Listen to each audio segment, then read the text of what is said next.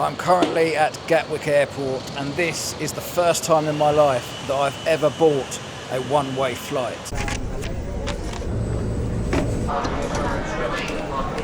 I saw it wandering around the pub, thank you very much. £6.70 that just cost me, and bearing in mind we are in a Wetherspoons. I thought I'd better get a move on, so I left the pub, came outside to see which gate I've got to go to, and it turns out my flight is delayed. Perfect, thank you. I'm telling you what, this is one busy airport, but we've been given a green light, all systems go, ready to take off. What am I thinking? We can go on this one and walk. It's like I'm superhuman. Thank you. Thank you very much. No video in the photo. No worries, thank you. No worries.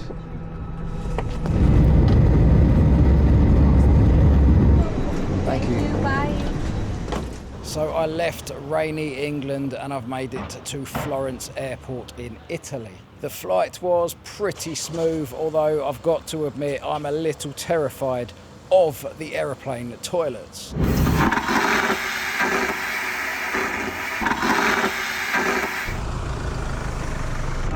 Hey, yes, how are you? Thank you. I just booked any room, to be honest. It's just me. Appreciate your help. We've got the incredible bedroom, as you can see, and in here we have an exquisite looking bathroom. We have a sink, we have a thing, we have a toilet and a shower.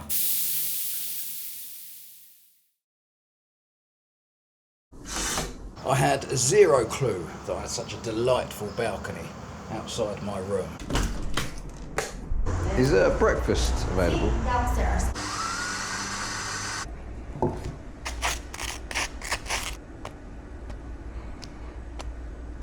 Where should I put the plate? We have a table, I think. Just leave it here, yeah? All right, perfect. Thank you. You're welcome.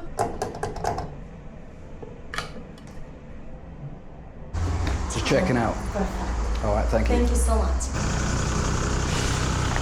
Yeah, just stick that one anywhere. I'll take this one in with me, if that's all right. It's a place called Just Go Campers.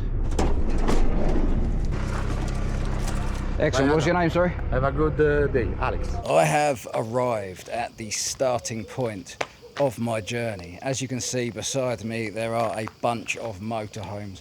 I'm at a company called Just Go, and they are supplying me with a motorhome and insurance for 10 days, and that also includes the boat back from France to the UK. So behind me, this here is the motorhome that I'm being supplied with, and this is Katie, who is about to show me around. You've got your resources here, so it shows your battery levels, your fresh water, which is full, your grey water, which is empty.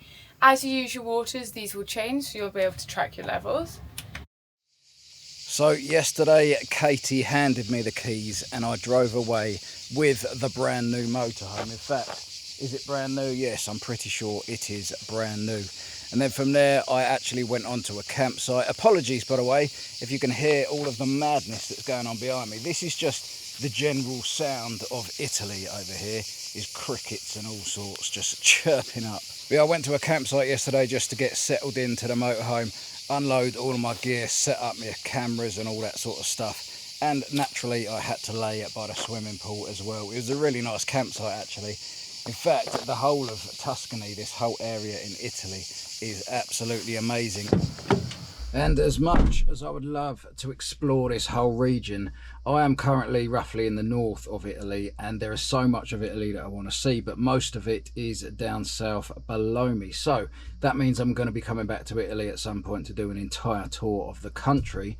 So for now, I'm going to start heading north and concentrate more on the other countries. I think we're going to go through Switzerland, maybe France, maybe Luxembourg, maybe Germany. I don't exactly know yet, but right now I'm headed to the northern border. It is about a 5-hour drive, but when I get there and find somewhere to park up, I will show you guys a little bit more about this motorhome and tell you about the company that supplied it. I seem to have inadvertently entered some sort of Italian bike race, but it does not matter because check these out. I have got armrests both sides. Capital! I don't believe it. I've lost the bike race. They got away because in front of me, there appears to be a lorry doing a manoeuvre. I saw a sign that said pizza. I've got no idea how to park this phenomenal weapon in a car park of this size. Let's just whack it next to this one. I think I'm a bit longer, but it's going to have to do. We're going to be sticking right out, but I don't really think we got much of a choice in this situation. No, ti faccio sapere, mo li chiamo subito e dico, io sapevo per le 2:30. Quando ci fai girare? Fammi sapere quanti non mi trovo. You pay with card? Yes. So it turns out that it was not a pizza shop. I don't know where that is though, because there's definitely a sign that's saying pizzeria or something like that. So I got a sandwich and a drink.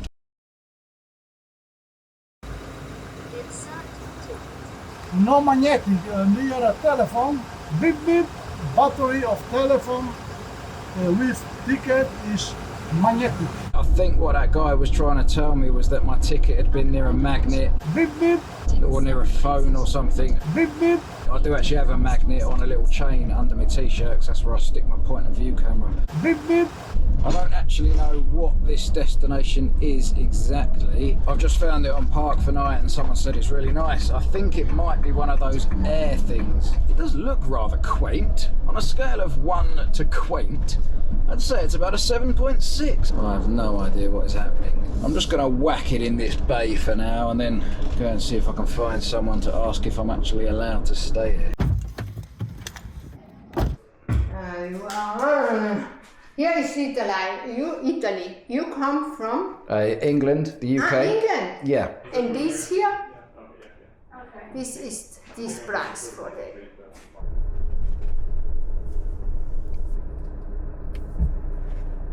Now, I was going to show you the motorhome as soon as we got here, but that little sandwich didn't cut it earlier. And since I'm going to be leaving Italy pretty soon, I need a pizza. I just took a little wander around the site before I left, and I can confirm there is a swimming pool. But because I'm colourblind, aka colour deficient, aka colour broken, if you guys could let me know the colour of that water, that would be much appreciated. I've been walking now for about 15 minutes, but honestly, in this heat, it feels more like 15 and a half minutes. It's 7 p.m. and it is still 34 degrees. Yes, you want to stay outside or inside? If possible, yeah, just outside would be great. Where you like it? Yeah, that's perfect, thank you. The restaurant was literally right on the edge of Lake Garda, so it had some incredible views. I sat down for a romantic dinner date with my rucksack, ordered myself a pint and a margarita pizza, and as I sat there watching the sun slip away behind the trees, I had a little moment and I thought to myself, would the opposite of a butterfly be a margarine spider? Well, maybe not opposite, but it would be like a distant cousin, right? Anyway, as you can see, it is now the next day. I was so hot last night when I got back, I just had a shower, did a bit of editing and got some sleep. But it is time to show you around. So here is the motorhome in all her glory. It is 7.5 meters long, and to put that into perspective, my van back at home, the Pigeon, is only 5.5 meters. In the garage area at the back, there is a lot of space. You could probably fit about 17 Labradors in that beauty and still have room for a crate of kiwi fruit. And moving inside, there is plenty of seating in the main living area. There might be storage under some of these seats. I haven't really checked it out. Obviously both of the driver and passenger seat turn around there, so you can use them as well.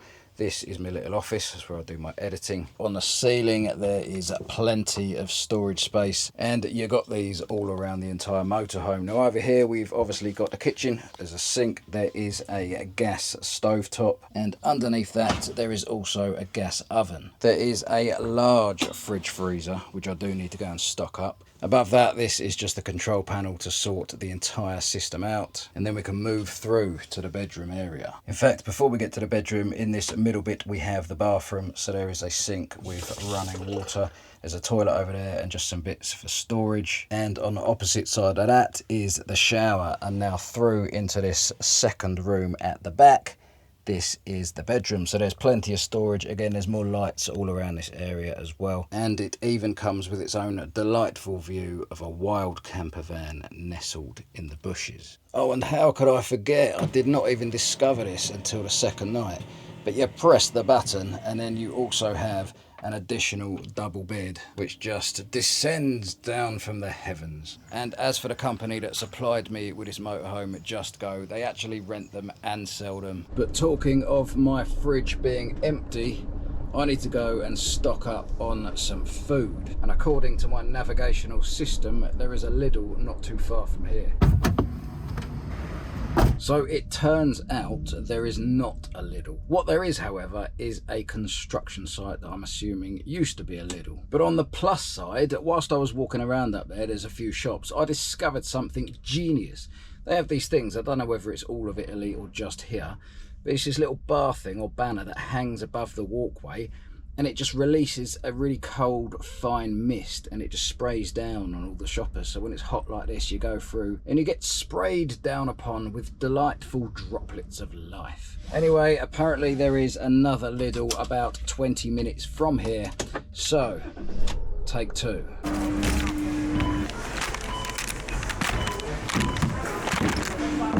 So we are currently parked around about here by the supermarket.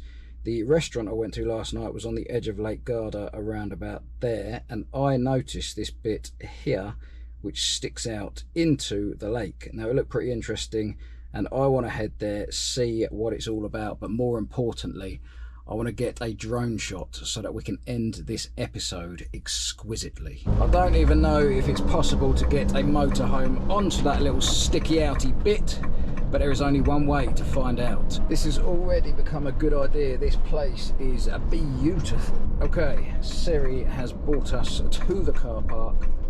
Please let her, great. Okay, we are stuck and we don't know how to get out of here. Okay, Mr. Man says I'm not allowed to park here, but he has opened up some cones to let me out. He said something about John Lennon down the road. John Lennon, here. Okay. Okay. How far? After, here, John Lennon.